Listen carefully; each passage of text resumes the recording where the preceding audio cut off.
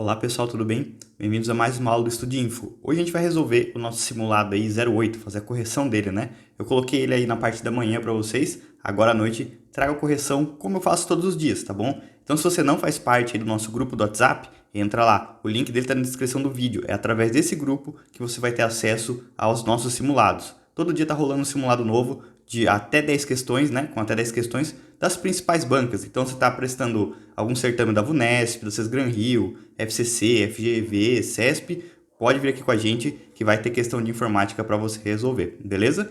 Também tem o link aqui do grupo do Telegram, então se você não usa o WhatsApp, você só usa o Telegram, tá aqui embaixo na descrição. É só entrar, fazer parte lá do nosso grupo, você pode tirar dúvidas comigo, tirar dúvidas com os outros alunos e ter acesso aos simulados. E depois da noite, olha que legal, à noite eu trago um ranking para vocês dos melhores pontuados lá e também essa correção aí para a gente resolver em vídeo, né? Para a gente saber como que você foi, o que você errou e como que você poderia ter acertado as questões. Então bora lá para a nossa correção. Primeira questão fala o seguinte, ó. A intranet apresenta como uma característica o fato de: alternativa A, ter seus conteúdos disponibilizados e controlados pelo registro BR? Não, tá? Isso aí, ó, é disponibilizado e controlado pelo registro BR, a gente está falando de domínios, tá? Alguns domínios aí no Brasil, quem faz eles, né, os domínios são os nomes aí das nossas páginas, através do registro BR, tá? Ser controlada de forma global pela ARPANET, Advanced Research Projects Agency Network, né? Não, tá? Isso daí não tem, ela não é uma agência de controle, tá bom? Ela é uma agência de projetos, uma agência de pesquisa, a ARPANET, né? Ela que surgiu, é ela que fez com que a internet surgisse, tá bom? É através dessa ARPANET que a gente tem a internet como ela é hoje. C. Ser restrita aos usuários de uma rede corporativa pode ser uma característica, né? A intranet tem uma característica dessa. Cuidado, ele está falando de intranet, lembra? Intranet é uma rede privada, uma rede privativa. Pertence a alguém. Ela pode ter todos os recursos que a internet oferece, tá? Só que ela é restrita a um certo tipo de usuário, a uma corporação aí, né? Que assim a gente pode falar, a uma instituição, né? Então, a um certo tipo de pessoa. Beleza, é uma rede restrita, pode ser. D. Ter criptografia nativa em todas as comunicações? Não. A rede pode ser restrita, né? Ela é restrita, não é que ela pode, a internet ela é restrita, mas ela não é obrigada a ter criptografia em todas as comunicações que ela faz ali. E ser formada por diferentes redes públicas? Não, tá? Se você tivesse assim, ser formadas por várias redes, várias LANs, você ter uma intranet, pode ser, tá? Mas você, por redes públicas, ele já fala que rede pública a gente vende internet, tá bom? Rede de acesso comum. Como ela é de acesso privado, ela é privativa, então a alternativa correta aí da minha intranet, a alternativa C. Próxima questão aí, ó. Dentre as novas tecnologias de comunicação mobile, uma em particular tem ganhado espaço por permitir a troca de dados por meio de ondas de curta frequência, usando uma banda estreita sem utilização de fios. Sua grande vantagem é a de permitir conexões com baixo custo e baixo consumo de energia.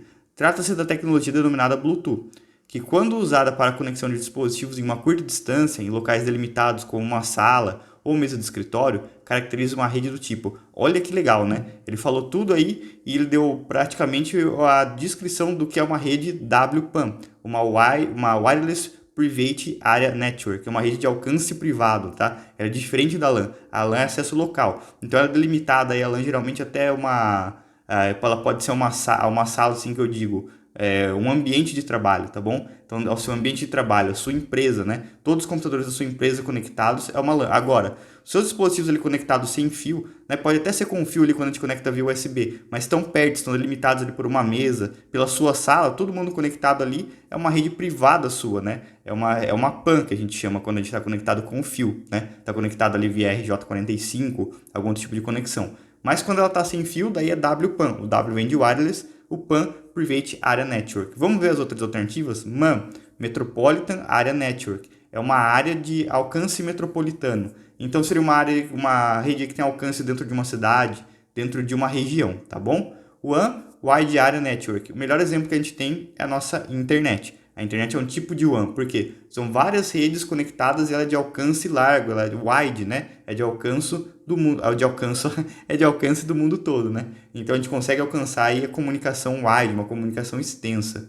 WMAN seria a mesma coisa que a MAN, só que wireless, né? A gente pode, por exemplo, ter como um exemplo torres de celulares, né? É uma MAN ali que eu tenho, só que ela é sem fio, ou seja, tem todos os celulares de uma certa região da minha cidade conectados àquela minha torre de telefonia e ela transmite o sinal sem fio, fazendo com que eles participem da mesma rede. É uma WMAN. WPAN, que eu já falei, é a conexão que a gente tem, e o www vem de World Wide Web, que é a navegação em páginas da internet, tá bom?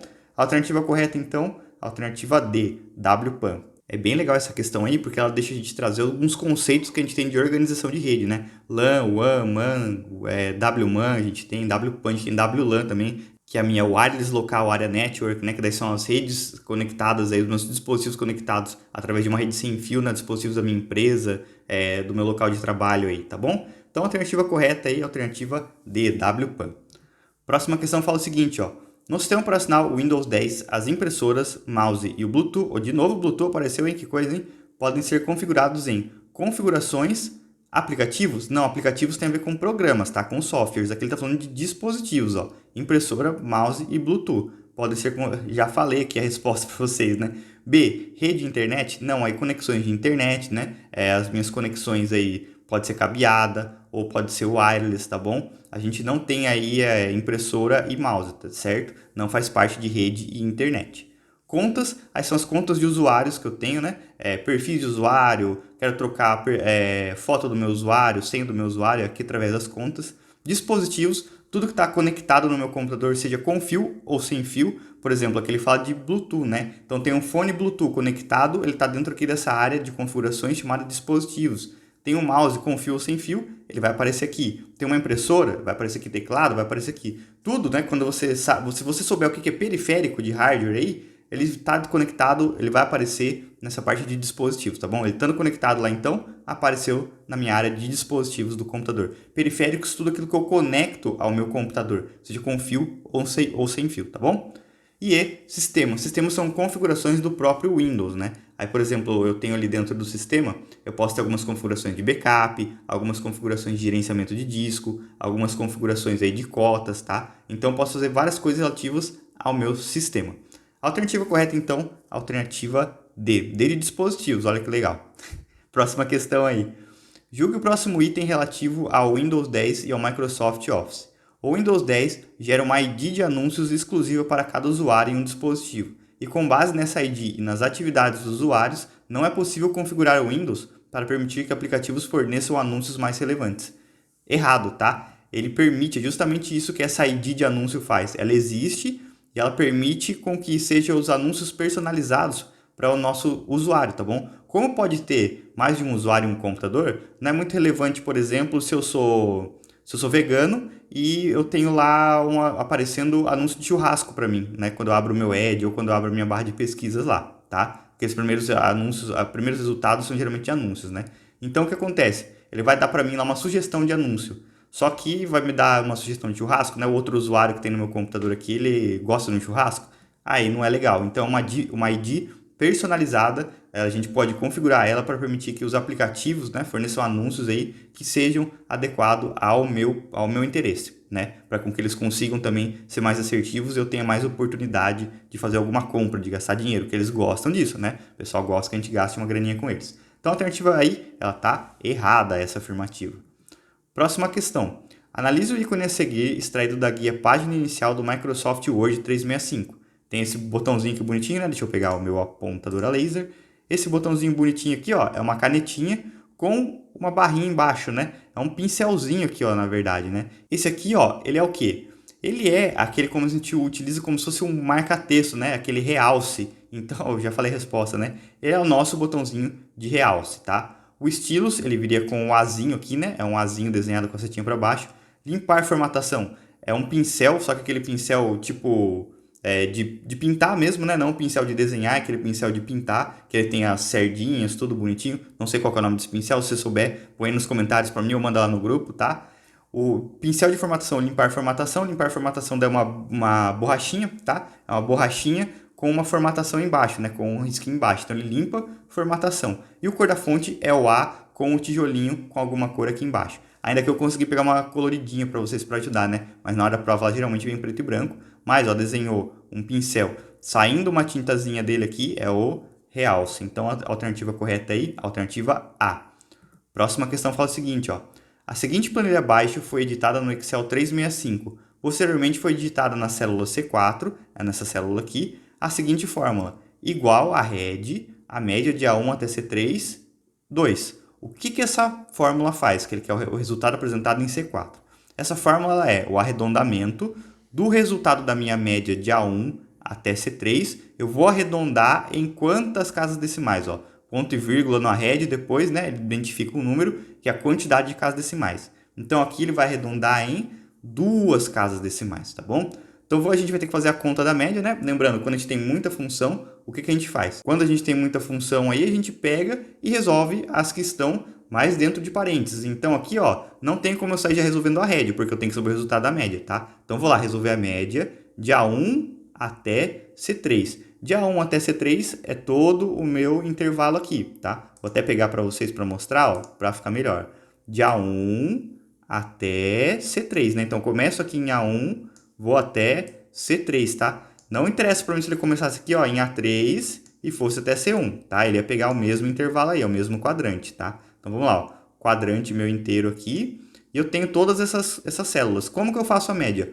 Somo todo mundo e divido pela quantidade de células. Quantas células eu tenho? 1, 2, 3, 4, 5, 6, 7, 8, 9. 9 células, tá bom? Tem que somar todos os resultados e dividir por 9. Qual o resultado que vai dar isso para mim, tá?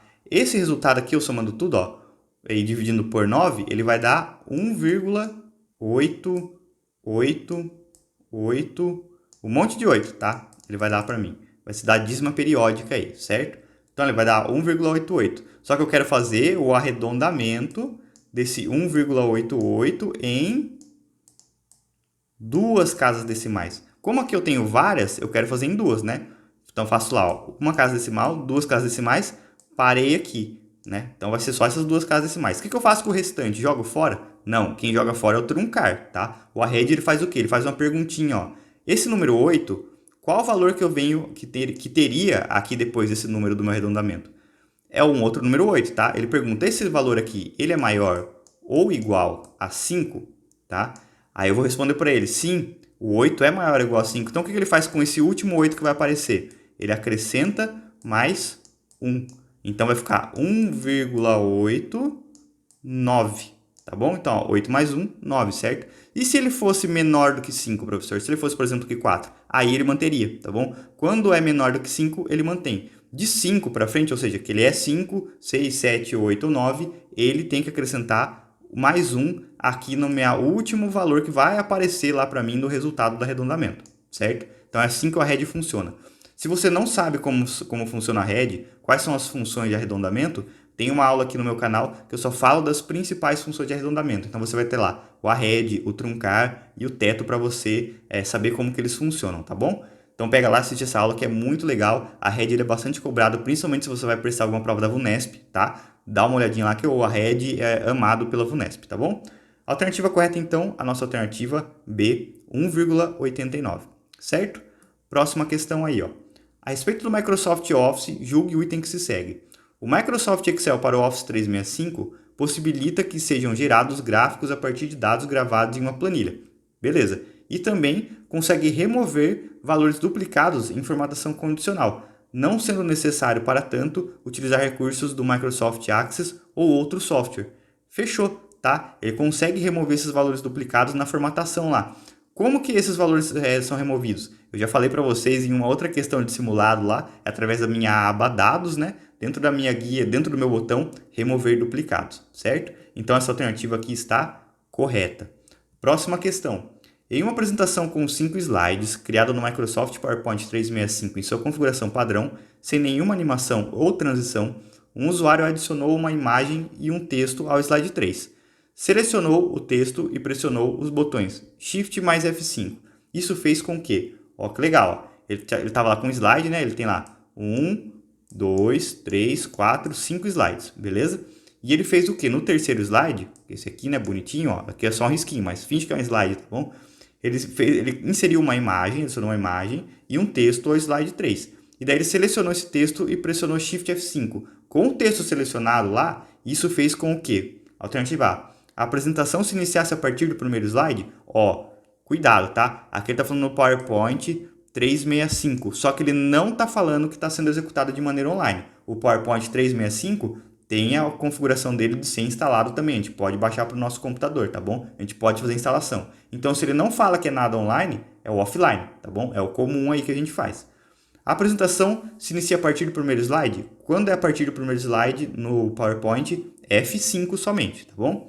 A apresentação seja salva na biblioteca documentos? Não, tá? Para salvar é Ctrl B, mas eu vou escolher o local onde ela vai ser salva. O texto selecionado fosse excluído da apresentação? Delete, tá? D. A apresentação se iniciasse a partir do terceiro slide? Vamos ver, né? Ele estava no terceiro, Shift F5, fechou. É isso mesmo, né? Shift F5, ele faz com que a minha apresentação se inicie a partir daquele slide que eu estou. Ou seja, se eu estivesse lá no quarto slide e apertasse Shift F5, ele começaria do quarto, do quinto, e assim vai, tá bom? Do primeiro, certo? F5 sempre do primeiro, Shift F5, o slide que eu estou em execução, o slide que eu estou editando naquele momento. E se iniciasse a verificação ortográfica no texto selecionado. Verificação ortográfica é a mesma tecla que a gente tem aí do Word, é a tecla F7, tá bom? Então a alternativa correta aí, alternativa D. Se você não sabe também as teclas de atalho do PowerPoint, dá uma olhadinha aqui que eu tenho uma aula exclusiva, que eu falo só das principais teclas de atalho dele, beleza? Vamos para a próxima questão então. Com relação a redes de computadores, julgue o próximo item.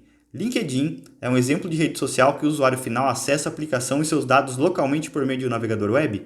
Não. LinkedIn ele é uma página da web, né? Ele é uma nossa rede social voltada a perfis profissionais, né? Então, é uma rede social que eu acesso lá local do meu computador? Não, se é uma rede social, tem que ter várias pessoas conectadas e eu acesso através do meu navegador direto na página, ou seja, direto lá na nuvem, direto no servidor. Então, essa alternativa aqui está errada, essa afirmativa, beleza? Próxima questão, ó. Para participar de uma reunião no Google Meet, um usuário convidado recebe um link de acesso à reunião e para entrar na reunião, ele deverá acionar a opção. Alternativa A, entrar agora? Ó, se você nunca viu o Google Meet, é bom dar uma olhadinha lá. Ele é bem simples, né? Mas não é essa a opção, né? A opção correta é o pedir para participar. Você vai pedir para participar da reunião, a pessoa vai te aceitar ou não, tá bom? Mesmo que você não seja gerenciada aquela reunião, é pedir para participar o nome do botão, certo? Se solicitar a entrada do administrador, não tem essa opção.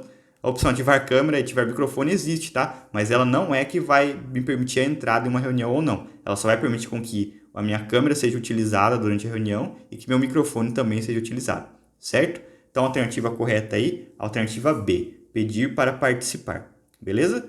Então, essas foram as questões aí do nosso simulado 08. Se você gostou, se você ficou com alguma dúvida, deixa aqui nos comentários. Quer fazer parte do nosso grupo do WhatsApp ou do Telegram? O link deles estão aqui na descrição. Quer fazer esse simulado novamente? Tá o link aqui na descrição também. É só entrar no link e preencher, tá bom? Espero que tenham ido bem. Vejo vocês aí na nossa próxima aula, no nosso próximo simulado, lá no nosso grupo do WhatsApp. Bons estudos e bora gabaritar a informática.